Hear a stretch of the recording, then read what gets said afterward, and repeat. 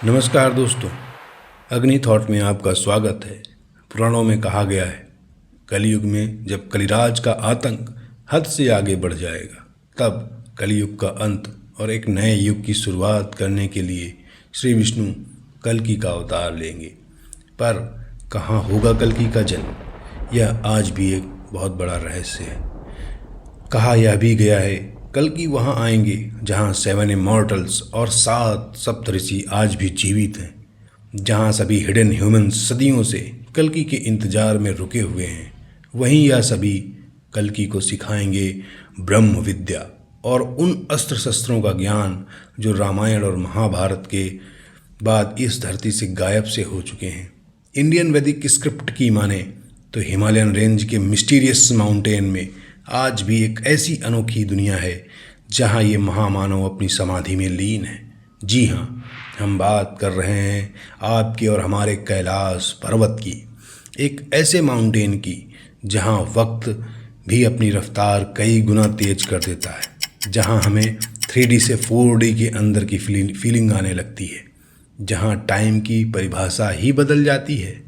अगर हमारी कई बातों में भरोसा ना हो तो उनसे पूछिए जो कैलाश की यात्रा पर गए हों, जिन्होंने मानसरोवर में डुबकी लगाई हो। वही मानसरोवर झील जहां आसमान से तारे फरिश्तों की तरह डुबकी लगाने नीचे आते हैं और पलक झपकते ही बादलों में वापस छिप जाते हैं। आज की इस मानसरोवर झील को सदियों पहले वैदिक युग में क्षीर सागर कहा जाता था।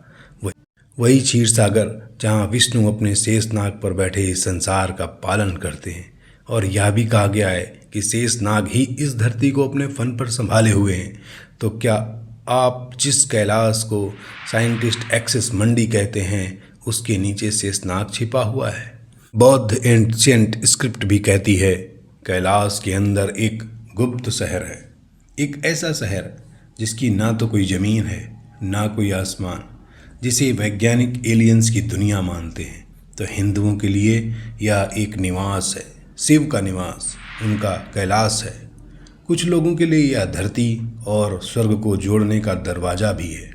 कैलाश पर चढ़ाई करते वक्त फॉरेन साइंटिस्ट ने यह तक कहा कि उन्हें कुछ बहुत ही अजीब और अकल्पनीय दिखा और कुछ दिनों और सालों बाद उनकी मौत हो गई।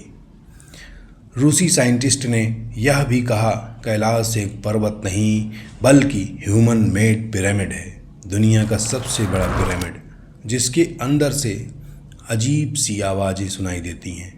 नासा कैलाश की किन रहस्यों को उजागर करती है? क्यों दिखते हैं कैलाश में हिम मानव? कहाँ रहते हैं महाअघोरी? क्या आज भी कैलाश के राक्षस तल में रावण जैसे महादानों की रूह घूमती है? चमकते गिरते और अजीब सी आवाज़ों के पीछे का राज क्या है? बौद्ध धर्म के अनुयायी और चीन कैलाश के किस नगर की तलाश में जुटे हुए हैं? क्यों चीन ने कैलाश को घेर रखा है? क्या हुआ था उन गूंगे किंगडम के 1 लाख लोगों के साथ? क्या वे कैलाश में जाके गायब हो गए? कैलाश की इस कहानी से पर्दा उठेगा आने वाले वीडियो में, तो इस कहानी को ध्यान से और पूरा सुनने के लिए चैनल को सब्सक्राइब कर लें। धन्यवाद।